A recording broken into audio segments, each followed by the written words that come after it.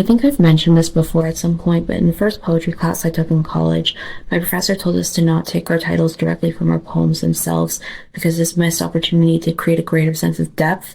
I understand most songs do not follow this advice, and it is for good reason. There's a greater sense of urgency for the audience to recognize a piece outside of a general context in order for people to return to it and for songs to get streams or radio play. I still don't always like it. I wonder to myself what amazing titles we could have if songwriters took a more poetic approach. But the song I want to talk about today takes an odd approach, and you might not even realize it. I think it might straddle the fence in a way I didn't really know was possible, it being set to tone by aespa. I've also been trying to sort songs into examples of stasis, action, or reaction, and it made me wonder about if set the tone is a matter of exposition, or if it contends with greater points of conflict as well. This is, of course, in the theoretical framing of its theoretical story. So there's that, not complicated at all. Let's just talk about it similar to how we usually do, and hopefully you'll see what I mean. The immediate notion that we set the tone is a bit foreboding. The tone could mean many things, including the literary term, which is what I first thought. Referencing this as well as music, there could be some intertextuality going on here. It could also be a synecdoche, like when people say to set the stage, though that is more of a metonymy. It's a general term for the context of a present situation. Either way, it has a similar function, guiding in a musical but also potentially existential sense. They reference crazy beat drums, and there are multiple understandings of what a beat is in music, but on a technical level, it refers primarily to a unit of measurement. So whether the drum or the beat is crazy, they do create a sense of structure. They move in unison, swaying as if not entirely in control, so together at the expense of a whole, and it becomes clear to me that this is a situation of bad faith, of letting something perhaps greater than yourself control your life in ways that are negative according to existentialism. At the end of the first chorus, which is how they start the song, they lose the word tone, implying the tone is subject to change and can be momentarily lost. And this is important in a literary context, as literature in its original form was pieces of poetry committed to memory and shared orally, so its contents were always subject to change, depending on the people reciting it or listening to it. Also, it becomes clear that a singular ideal for a tone will forever be elusive. It does not always mean the same thing, because if there was a perfect way to write even just an exposition, where they originally, quote-unquote, set the tone, the rest of the literary canon would amount to nothing. We would just go along with that. Literature is obsessed with itself, yet not that obsessed with itself. Most songs differ from this song immediately as it starts with a chorus, but that's not a bad thing on anyone's part. We focus on our specific crafts, focus on all of these different tones, because variety is not the spice of life. Variety is life, or at least literary. Perfection is a no concept, that idea being the concept driving this song, the never-ending onslaught of varying tones, the impossible journey to live in good faith. With the first verse, they say beat drops, which could refer to the musical meaning of the phrase, but it could also signify further that this unit of measurement is lost. That is the it to be killed, and this is where they introduce the it, which will come up again many times. They say to feel their heartbeat getting more intimate, but they also maintain a simple command with a one-syllable word, and it, seal it. They suggest they're fixing something, hypothetically in a permanent way, followed by laughter. They comment on the subject's heartbeat, presenting an implicit sort of transaction.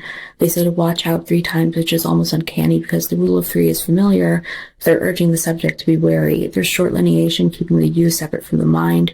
They present a dizzying desk, an unstable symbol for stability, even as they root themselves in the moment, saying now. They make a demand and insult the subject, still laughing. They present the world on its own, implying its entirety is dull. A song is what existence has to offer, no I or active self saying anything about it. The I is lost in this sinking feeling while they can't prioritize their heart more than they already do. Their commands become increasingly commanding even as they remain talking about the senses. Sight has more to offer, having proven itself to some extent already. They repeat about falling down, but without the rule of 3 even presenting this denial, and they want the subject to let go of reality, how they fall in line, coming to an agreement. Then we have the tone back, talking about following a better destination in sight, but according to a general feeling, this rhythm groove the subject has been seeking, which definitely feels like bad faith. It's inherently based on patterns created by or with others after all. They repeat their commands, the third being to shout, as it's what they seemingly should do. They ask you to turn on your vibes, but are they your vibes if they are urged by someone else who claims to have it? They repeat words in mean, speed, and heat in groups of 3 within phrases, including even more repetition of sounds, E, A, S, and T. But they also talk about the beat again, this measurement alongside the sensation of light and placement on a stage, building an atmosphere. Their elevation then begs action, and they're pitching themselves, but then the subject is asleep, implicating the unconscious. It takes hold as if they're catatonic or something, stress apparent before becoming outward, and ultimately being tossed aside with flippant parenthetical commentary. It becomes more than flippant, though. They have to acknowledge it as something bigger, amounting to freedom when you hear this song, and you remember we are in a world of rhetorical appeals. That is why they recognize you as new and strong. Then the unconscious really starts to rear its ugly head. The repetition is not in threes, not fully rounded, but actively acknowledged. We recognize the same rhythm from before as well, even if it's not presented in a pair. They do keep repeating in twos, though, building to this concerted group effort that truly conjoins things structurally. Then in the bridge, they present a metaphor about what is already a common synecdoche, the heart, which is obviously not the actual source of your emotions, but now that symbol is also a barren desert. They also present synesthetic descriptions like sounds with visual and physical properties. They reiterate some earlier ideas like captivation and fire, still referring to the tone as it, allowing it to take many forms. It's more than the synecdoche I mentioned in the beginning, also a separate it apart from the greater work of life. The speaker is going where they are number one, assuming power. There's the contrast of fierce versus crazy, but the rhythm also takes control in the same way the literary canon establishes a grander world. They're running in the present, broken down to individuals to return to a group effort with the tone, and they urge the subject to do as they already are in running.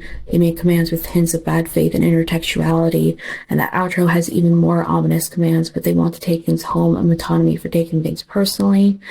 It's an interesting song on an interesting album, needless to say, and I think it's a good example of how flexible language can be and how a song can contain multitudes, not having to fit into a certain structure, especially not the overtly complex kinds we impose ourselves.